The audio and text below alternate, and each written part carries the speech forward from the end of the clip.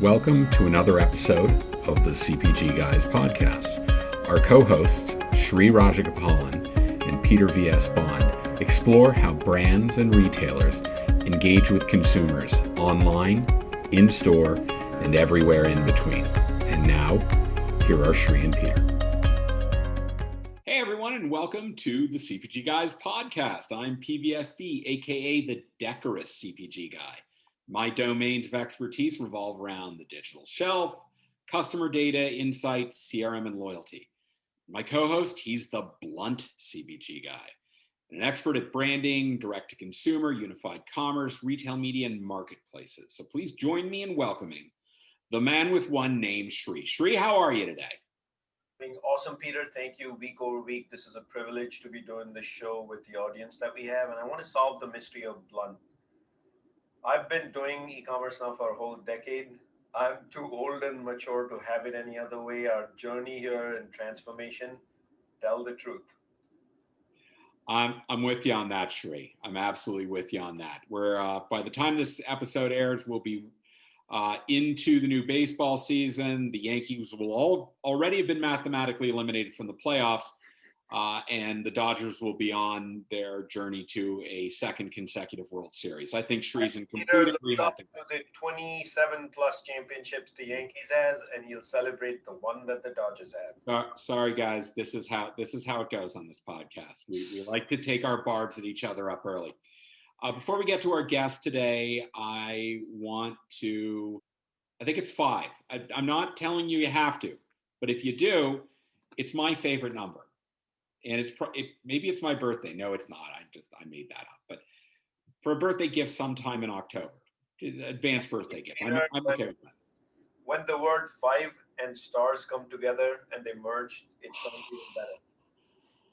Oh, it's majestic. It's majestic. All right. So let's get to our guest. Our guests today are from the SaaS space. And Sri doesn't like me throwing acronyms without describing them. So SaaS is software as a service. Their API-based taste intelligence solution is marketed as the only real-time personalization AI engine designed for grocers, generating immediate increases in basket size and customer retention. So joining us today from Halla are Spencer Price and Henry Michelson, 2 of the founders. Spencer, Henry, welcome to the CPG Guys podcast. How you doing? Doing great. Thanks so much for having us. Excellent, excellent. And before we get started, would you do us a favor? Our audience loves to multitask. So first, can you tell us where people can learn about you online? So what's your URL? And then second, if you could give us a little bit more about what your business is and before we get into the detailed questions. First, if you want to learn about Halla, you can find us online at Halla, that's HALLA.io, or on LinkedIn, where we post plenty of content, keep everyone apprised of our progress. And that's also Halla, the taste intelligence company, on LinkedIn. All right. And we'll make sure to have hyperlinks inside. And if you want to give us just a little top line of what your business is before we get to the questions. For sure. I think you nailed it, interestingly enough, in your description. You might have done a better job than I'm about to, but Halla is the taste intelligence company. And really what that means is we enable grocers to predict the personal preferences of their shoppers all in real time. And we do this through a suite of software solutions that are all API based. And as you might imagine, if you understand and can respond to shopper preference, taste, dietary restriction, household habits, all in real time, that enables you to drive highly personalized shopping experiences. And that's Halla in a nutshell. That's great. Now, I know we're going to get into this in a bit, but I'll tell you my personal pet peeve when I'm shopping online is the substitution choices that are made on my behalf. That's why I've deactivated it on most of the grocery platforms that I leverage, because I don't like what their choices are. So I know we're going to get into that in a second. So Sri and I are going to get to the questions. We're going to take turns. I'll direct this one at Spencer. Spencer, what were the consumer needs that you all as founders identified as the fundamental value proposition that Halla was going to try and address? That's a great question, and it really boils down to 2 things. One is the consumer side, of course, consumer needs, but also how the retailers address that and why it might be important or valuable to think about that in a new and different way. So starting on the first, it actually ties back to us, the founders, with our own personal relationships as it pertains to food, and not just food service or food retail, because they're blended from a consumer standpoint, food at large. And ultimately, what we were able to align on in the very early days of Halla, 2016, is that the three of us, Henry, Gabriel, and I, have very different experiences and relationships as they pertain to food and taste and diet and preference, health goals. And even if we wanted to just find a restaurant to eat at together, we'd talk about it. And of course, after 25 minutes of saying, no, how about this place? No, I don't know. You land on one of the same three places that you went to last week. And in our case, of course, that's usually probably one of two, Cheesecake Factory or Chipotle. And outside of these highlight unique exceptions to the rule that can accommodate various taste preferences and relationships with food, there's really a unique opportunity that unfolds when you start to look at how people think about what they want to eat. And at the end of the day, we all have a very different approach, a root difference in how we think about food. And that's because, and I don't want to speak too much for Henry, he might want to chime in here. I do think of Henry as a very adventurous eater. He wants to try new. He's an inspired type and an inspiring type. And if there's something that you can't pronounce, an ingredient you've never heard of before, he wants to try it. I'm sort of the opposite end of the spectrum, right? I'm an Ashkenazi Jew from LA. I've got every dietary and digestive condition you can imagine. So I've got a huge list of things that I'm restricted from or eliminate, cannot eat. But where that leads me is, of course, to our third and final co-founder, Gabriel, who's very focused on food as fuel, right? It's got the right nutrient content and makeup, and you put it on the plate, he's going to eat it no matter what it is. So how do you find a place, let alone a recipe or a set of goods to buy at a grocery store that can accommodate those three different eating types? And for context, we lived together for about 2 years. So that became a clearer and clearer issue as time went on. Now on the retail side, or the business end of this, where things get really, I'd say, interesting, is when Amazon acquired Whole Foods in 2017, that of course sent the space into an innovation frenzy at large. But what's extra important that I don't think very many retailers have started to focus on until the last few months, being completely honest, is that Amazon generates over 35% of all of their product sales from personalized recommendations. Those, you click on a phone case and then it says you may also like a screen protector, a car charger, etc. And there is no grocer on the planet that generates almost half of their sales from a passive piece of self-learning AI.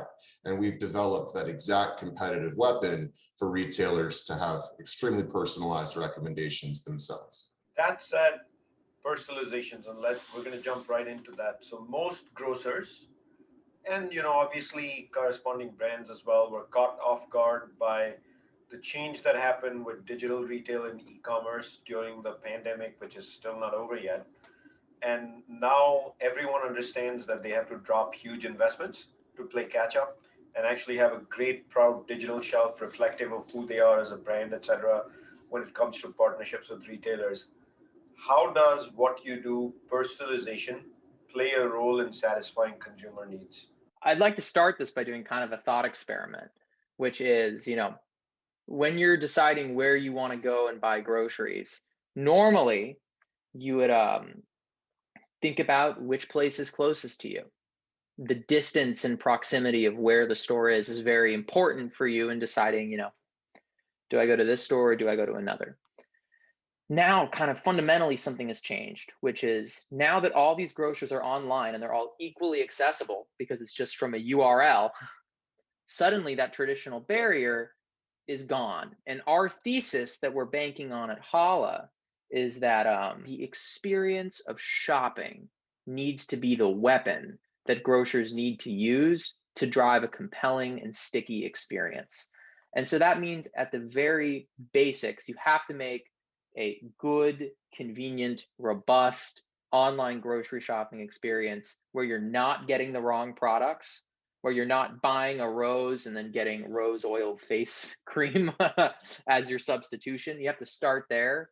But I really believe that, personalization is going to go a lot deeper than just, suggesting products. It's going to use all of the rich attributes that are involved in food. It's going to understand the human decision-making process of putting things together to make a recipe. It's going to take all that together and drive an experience that inspires creativity, that really makes online grocery shopping delightful. And I believe that right now, we're going to see many grocers kind of approaching the Amazon paradigm, the classic e-commerce grocery site. But I do believe over time they're going to start diverging, and it's going to be largely driven by tech, because there's one huge innovation that you now have, which is when you go to a store, they can optimize a store for, the average person in that area, but it's pretty hard for them to optimize the store for me. But now when I go online on a website, the whole thing can be changed and be dynamic just based on what the consumer ID is. And that is a huge change.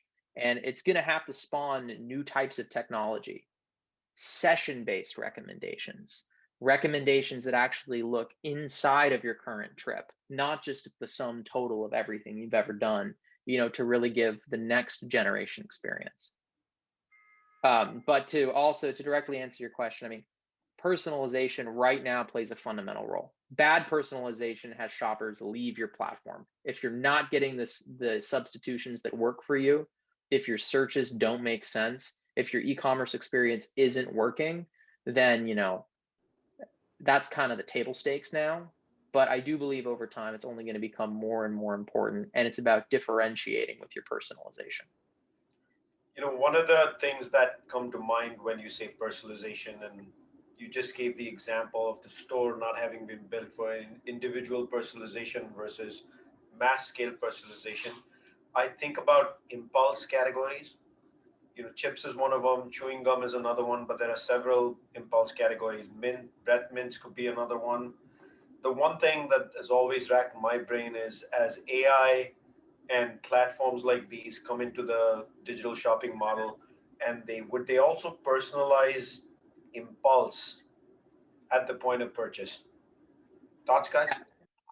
I also believe that part of impulse is that, chips are something that have a very easy schema for how you would use them. You take chips, maybe at a max, you add salsa to them, and then you have a snackable thing. That's why it's so good for an impulse purchase.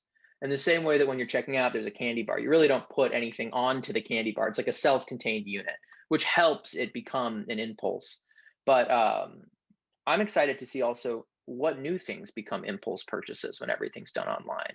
When you're about to check out and it says, hey, this meal that you usually make, you haven't bought anything for it, you just want to add everything there to your cart, suddenly that can become an impulse, where I think we're starting to change the definition of what it is. A lot more things will be impulsable. So Spencer, back to my statement before we started getting into the questions. I'm so disappointed with the substitutions that have been afforded me over the breadth of my e-commerce grocery shopping experience, particularly on the consumable side. I'm willing to take some substitutions on household cleaning agents and things, but particularly for food products, it's gotten so disappointing that I've just deactivated it on my e-commerce platforms. And I can't imagine I'm the only person who's experienced this. What role do you play in helping grocers prevent what we'll call substitution failure? I think it's an excellent question. And first, I'd just like to say, I definitely don't blame you.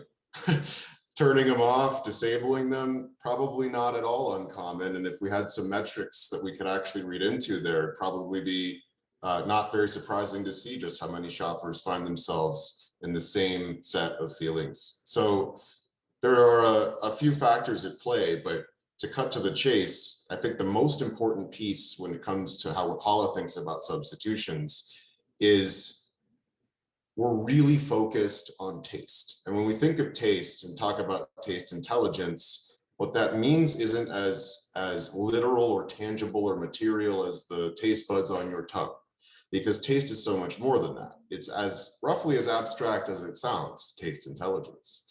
Really, taste is where we think of desire intersecting with behavior. And that's not something that we think of retailers as modeling historically.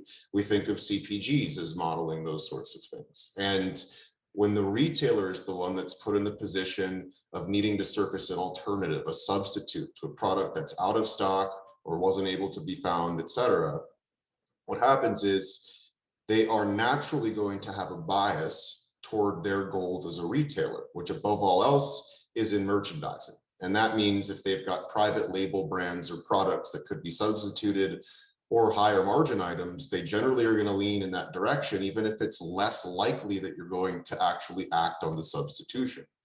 Where Halla comes in is just to find the best possible substitution given the out of stock product and your specific behaviors. And really what that means is your intent, right? Are you looking for, if you look for grape tomatoes, and it happens to be out of stock, I would argue that tomatoes, maybe even heirloom tomatoes, are a better substitution than grapes.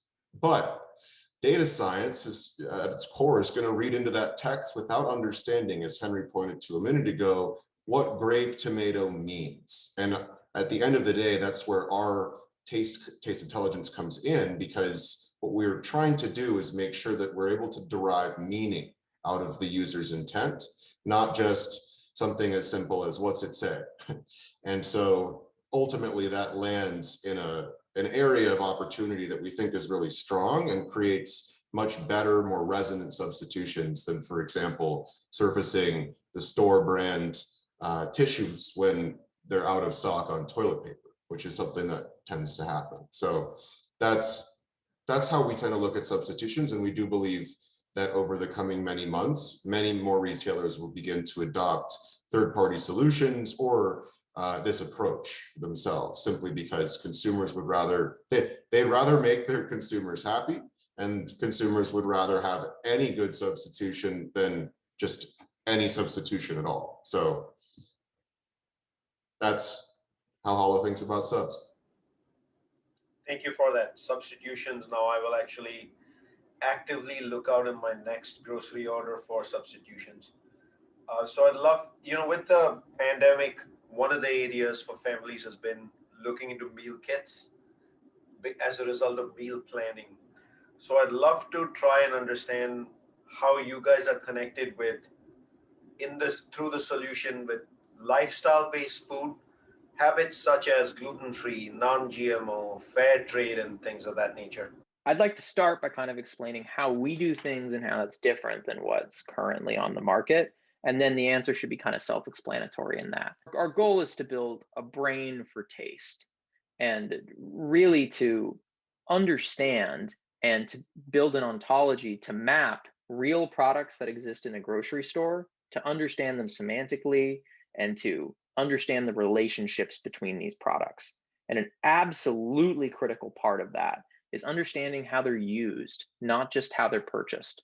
I think a lot of systems right now, they kind of stop where they say, oh, well, these are how products are purchased. We can do that and get some sort of rough correlations.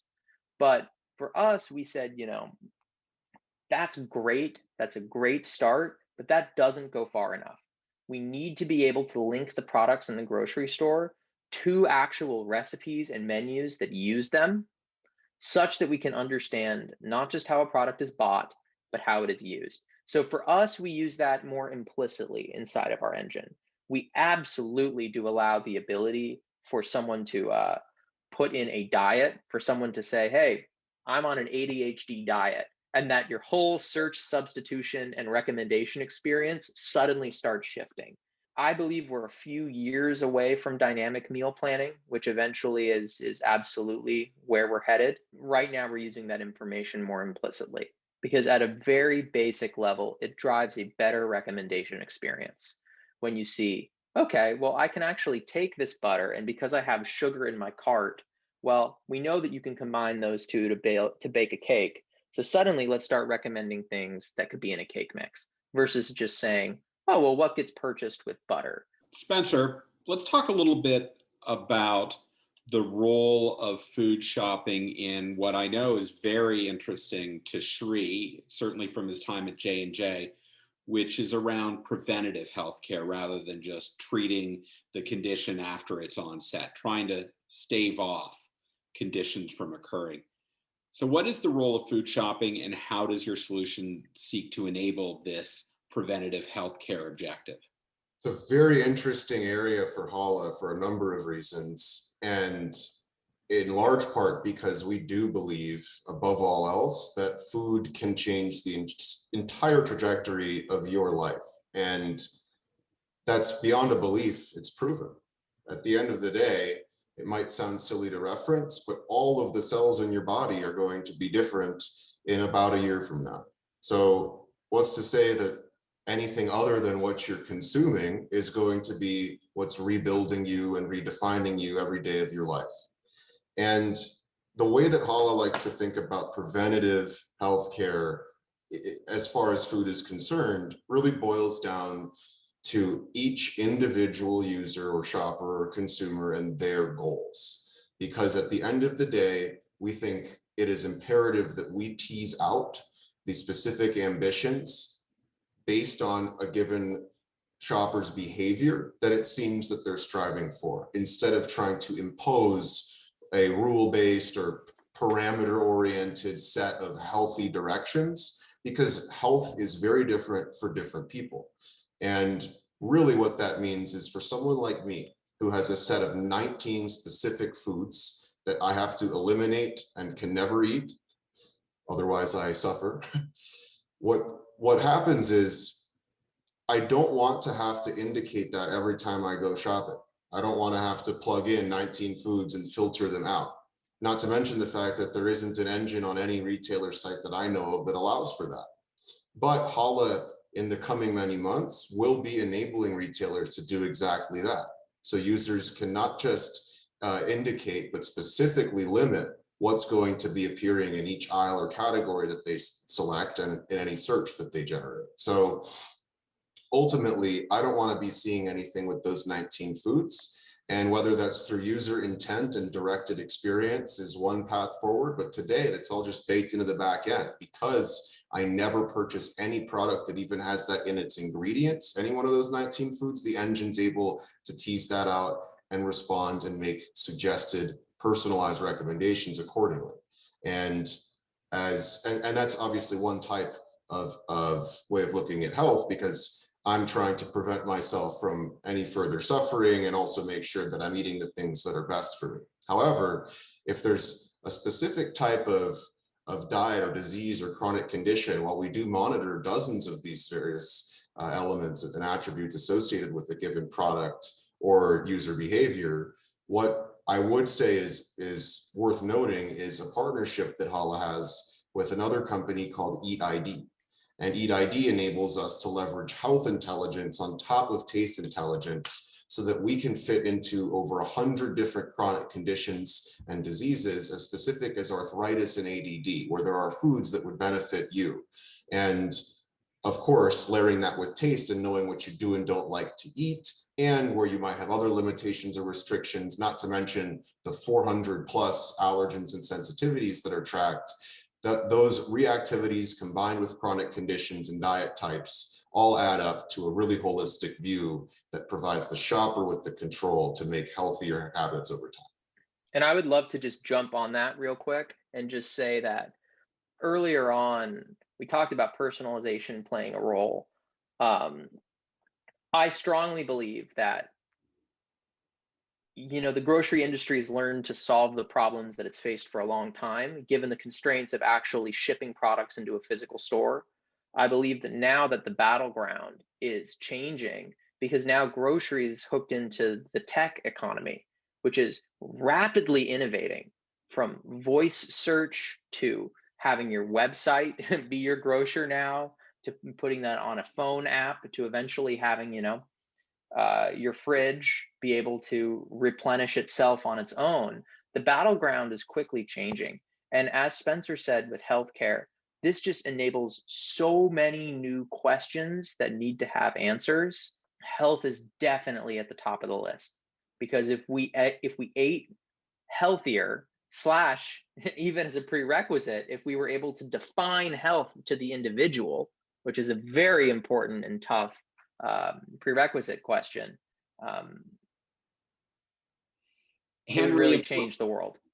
Henry, if we're going to have meaningful personalization, and that's a lot of my background, I spent 4 years working at dunnhumby on Kroger and 3 at CVS, making those register receipts as long as possible. You need to have a very effective decision algorithm. So what are, from your perspective, the essential value and complexity elements that will make a decision engine deliver the best personalization? I would start by saying you need to understand the battleground that you're playing in, because before it used to be maybe just after a purchase, you're then making a prediction, which then might be acted on or might not be, but it might be acted on at some point in the future. Now that's changing now, because suddenly, let's say you have a recommender system that's hooked into your website. Well, now it gets to see everything that's been recommended, everything that you've clicked on, and that is real-time feedback. So the starting thing for your decision algorithm is, there's like classic collaborative filtering algorithms, which are pretty good when you're giving them a lot of data and you're asking them, or you're using a clustering algorithm to segment different consumers into different groups. That's good for the typical constraints that faced a brick and mortar store. But I strongly believe that as tech goes inside the grocery store, session-based recommender systems are going to become very important. So what I mean by that is some type of system that's able to take real-time input in, and particularly a time series. So that means a bunch of ordered events that are happening very quickly, and they're able to use that information to then deliver hyper-tuned recommendations for that individual at that given time. So for example, there's been a new advent in recommender systems using deep learning for recommendations.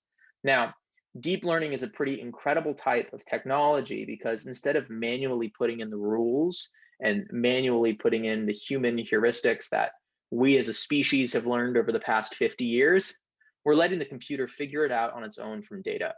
And specifically, there is a type of deep learning system called the recurrent neural network that is very good at understanding patterns in large amounts of time series data. So I would say that that is definitely an important approach, but that's kind of the decision engine. But I do just want to stress that at Halla, that's definitely a huge part of our focus. But any engine's only as good as the data that you put into it. And for us, we've spent an unbelievable amount of time building an ontology. This has been the thing that's been going for us for about 4 years and 2 months now, mapping together how humans think about food. So that obviously is typical hierarchy, which you could kind of get from a grocer, knowing that a fruit is a type of produce.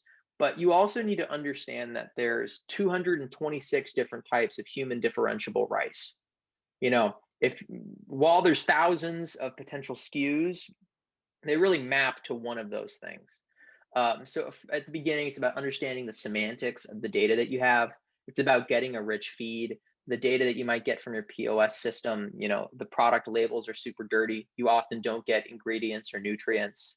And to be honest, a lot of these systems, there's a bunch of great players that provide product data, but it's usually limited sets of products, and everyone just has a little bit of the information. So what I would say in coupling your decision engine, you really need to build out a natural language processing engine, which can start to aggregate data over many, many, many, many, many sources to then be able to extract the best kind of ground truth for each thing. And that gives you a great, rich set of training data, which you can then go and train your real-time models with.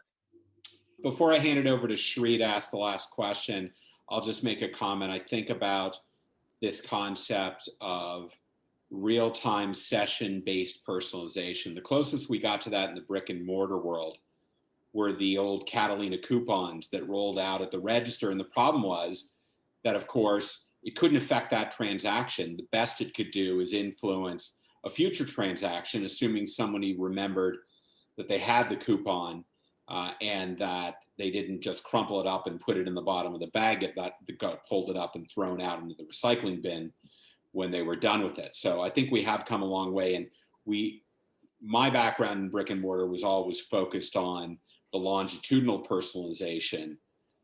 But it seems now that with the digital shelf and all of this, we now have the availability to do meaningful session-based personalization. That's phenomenal. Exactly. Yeah, and it first plays in e-commerce. That's kind of where we're first testing the use cases. But there's companies like Caper AI that do smart shopping carts. There's companies that do scan and go technology. There's companies that are doing digital ads in the grocery store that in the freezer aisles. So sorry to cut you off, Peter. I'm just very excited about this topic. Suddenly the whole store will be digital and it'll be changing for you. Speaking of the store format changing, etc., I recently believe you all have put out a blog post that connects Spotify to grocers. Can you do two things for us? One, if our audience wants to find that blog post connecting Spotify and grocery, where would they do that? And could you demystify for us what's actually in that blog post and how the two come together? Absolutely. You can find the post on LinkedIn or on our site. And our site again is Halla, HALLA.io. And on LinkedIn, it's called What Grocers Can Learn from Spotify, either on my page, Spencer Price, or on the Halla Company page. I'm really glad you brought this up, actually, because it's something I'm personally passionate about. And frankly, I'm a big fan of Spotify as a user. And I know I mentioned earlier, Amazon's personalization is quite effective, generating 35% of all their product sales. But what I didn't touch on is that Spotify actually does even more impressive work when it comes to personalization. They've got a catalog that really makes Amazon pale in comparison because it's digital content. They've got tens and tens of millions of unique songs, and that grows every single day. And of those tens and tens of millions of unique songs, they're able to generate over 2/3 of all of their streams based on algorithmically generated recommendations. And my personalized recommendations have only gotten better and better over time, as they should. And that's because the way Spotify approaches things is not just rooted in one of the many different approaches Henry laid out earlier on this podcast. What we're speaking to here is, rather than trying to focus on folks that listen to X also listen to Y, or customers who bought A also bought B. That's classic collaborative filtering. Then there's a different level or layer of collaborative filtering. People like you who listened to X listened to Y, and you haven't listened to Y, so let's show you why. But then there's a content-based approach. So actually zooming in on the category or what it is that you're suggesting to your users itself, in Spotify's case, music. And as you might imagine, there's a lot of very measurable and easily understandable variables there, but they're actually breaking down every single song into hundreds of different abstract subcomponents, from instrumentation and arrangement, again, measurable, to things that sound much more subjective, but play a really critical role in the music experience, like danceability. And across these different elements, what they're able to do is layer that with all the other algorithmic approaches that they're going to take along the lines of collaborative filtering. And together you have what we'd look at as probably closer to an ensemble learning approach to power really personalized music recommendations. And the reason that this is so important for grocers to understand is because by taking a domain-specific approach, zooming in on your vertical, goods in the supermarket, what you're able to do is actually have a very similar breakout of all these various subcomponents at an abstract level. And we don't expect grocers to do that themselves. That's why we encourage them to reach out to Halla. But at the end of the day, we're monitoring things that you could think of as parallels to instrumentation and arrangement, like taste and texture. And then those things that get a bit more subjective, like danceability, also parallel over to things like spicy, right? The level of spice of the given good. So there are lots of good learnings and parallels, despite the fact that it's digital streamable content versus physical consumable goods, because you're able to actually monitor attributes and characteristics that are scalar and different for different people, not just specific to one good because there are so many rules and parameters set around it. And that is the unique value that Spotify can bring to a learning conversation in any grocery product team, UX team, personalization team, e-commerce, you name it. I think Spotify is a good example to take after. Well, at the CPG Guys podcast, we are big fans of Spotify. They are the second most popular platform among all the listeners in our audience. So we are happy to know that Spotify is contributing to a better music experience and can teach grocers how to create a better customer shopping experience. That our content, be it our various series on e-commerce profitability, women's leadership, retailers, or founders, including an episode like this, all that content, it's very inexpensive. In fact, it's free. Just go to cpgguys.com and you can find that, and you can find things like our favorite podcast that we listen to when we're not recording our own podcast. In any event, we also want your feedback. We want you to help drive the direction of this podcast, what we talk about, who we talk to. Best way to do that, rate this podcast.com/CPG Guys, leave a rating. And most importantly, I like my 5-star rating, but Shri and I both love the review because it tells us what you want to hear more about. So make sure to go there, rate this podcast.com/CPG Guys. Spencer, Henry, this has been a really great conversation. We're going to put a link to your site and to specifically the blog post and the liner notes that we publish. So if you're listening to this episode, you don't have to go look it up. Just open up the podcast, click on the description of this episode, and you'll see the hyperlinks there. So thank you so much for joining us. This was very educational. I know our audience is going to like this a lot. Thanks so much for having us. This was a blast. Yeah, Absolutely. Thank you all. And Shri, I don't know about you. I thought we had another really great educational podcast to teach people about how technology can enable the customer experience for the better. AI and technology and personalized shopping, always a fun conversation. Absolutely. So thanks to our audience for joining us, and we look forward to talking with you on the next episode of the CPG Guys podcast.